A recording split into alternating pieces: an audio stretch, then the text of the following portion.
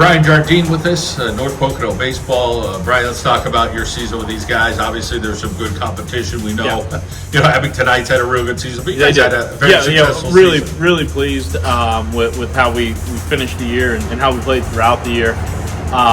We were able to walk away as co-champions in Lackawanna League Division One, which is always one of your goals. You want to win a league and then move on to a district, and then obviously state play. We fell a little short there, but did enough in the league where we split with Abington, lost to a good Scranton team for our 2 losses, and were able to win out the rest of the way. And it was tough early. We dropped our first 2 games.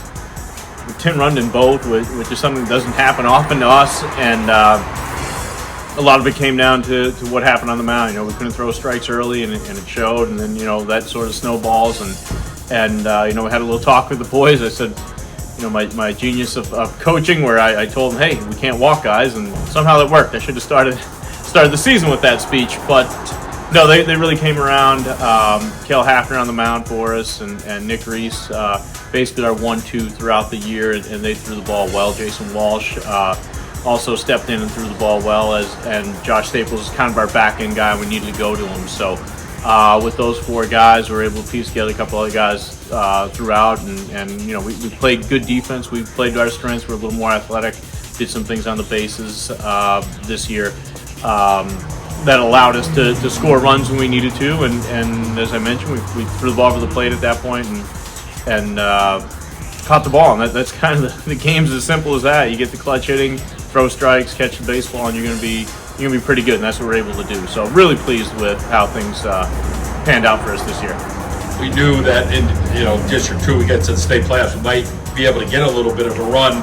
Unfortunately, we knew Pittston, Abington Heights, it came down to ran into a little situation there, rest and different things didn't work out for them, but we know that any District 2 top team could play with anybody in the state. Yeah, you see that. One of the things that happened when we started the State Coaches Association, state kind of shrunk, where you got to see different kids, and a lot of local teams are now going and playing teams in other areas and are meeting different coaches. And we're right there with everybody at District 2. Pittston probably got a bad break.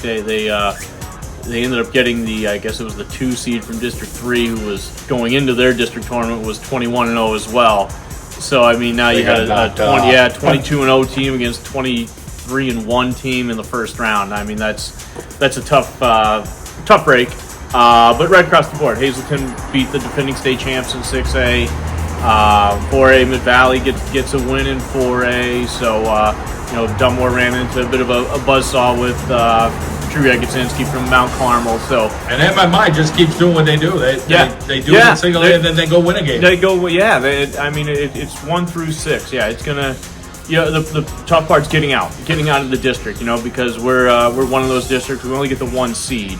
So you have to put everything you have into winning that district. Where District 1, District 3, and I get it. District 7, they have more teams, so they get multiple seeds, and you get multiple seeds. You're not playing as much pressure. You come back, win one of those playback games, and then go on your run from there. So we're playing from the second our regular season ends. It's high stakes, so makes it a little tougher with the District 2 teams, but we can play with anybody up here, and sometimes a disadvantage with the weather and fields, but very few teams make excuses. We find ways to get things done, and it's good baseball that you're going to see.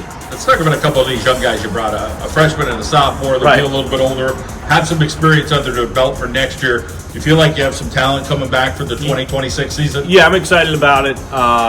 We'll talk about Mikey and Connor right off the bat. They were able to get here today, which was great. Mikey, we'll have that banner that says Lackawanna League Champs 2025 in the gym, and Mikey can always say, it's because of me.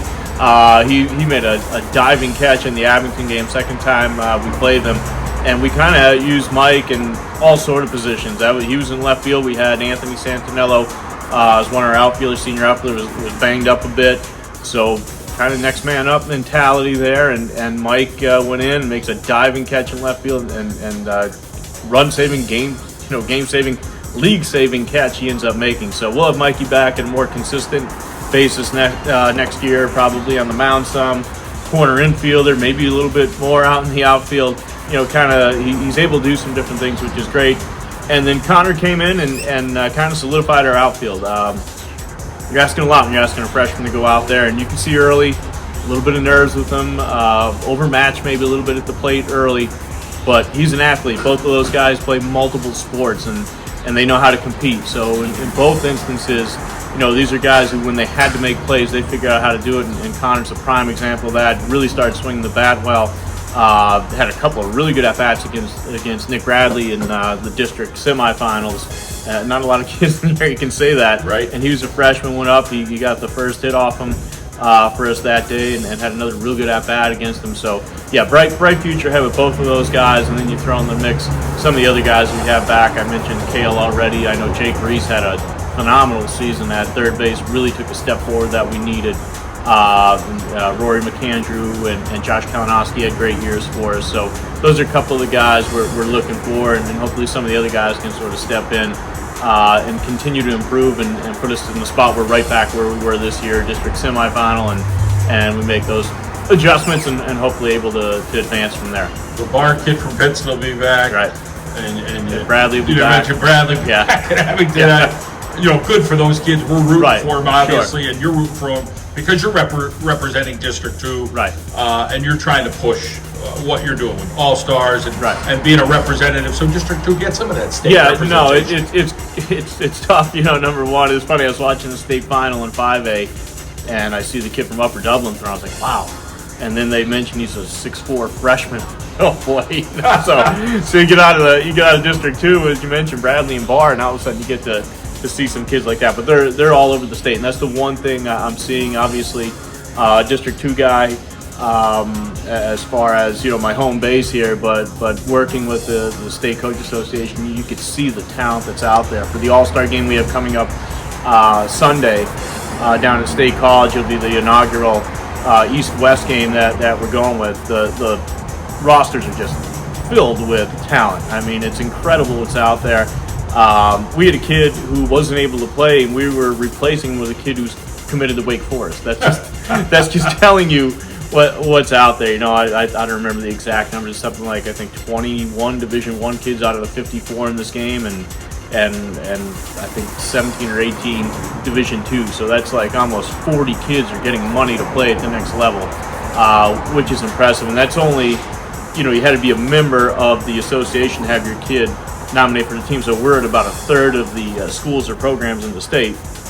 So you're only talking a third of the state with that kind of talent. It's really, and those are only seniors. So it's really phenomenal. And I'm excited about Sunday, how that plays out, and just moving forward with the Coaches Association. I know Saturday we have our own All-Star game here with the Lackawanna League, which Rick Notary from Lackawanna County does a great job of the Field of Dreams. And I know with the Howard Association, we're tied in nicely there, which we're very appreciative of, and that'll be another exciting one Saturday. So yeah, All-Star weekend. I won't make either. My daughter's graduated, so graduation party Saturday, and cleanup is Sunday. So Mrs. Jardine just gave me one look, and I knew, I won't be attending either, but we'll have everything in play. You got some duties to go. Yeah. We all do, right? Yes, we do. I hope you enjoy your summer, your family. Yeah. Congratulations to your daughter, and all the best to you and what you're going to be getting prepared for 2026. It never stops, buddy. It never stops. We appreciate all you do for local athletes.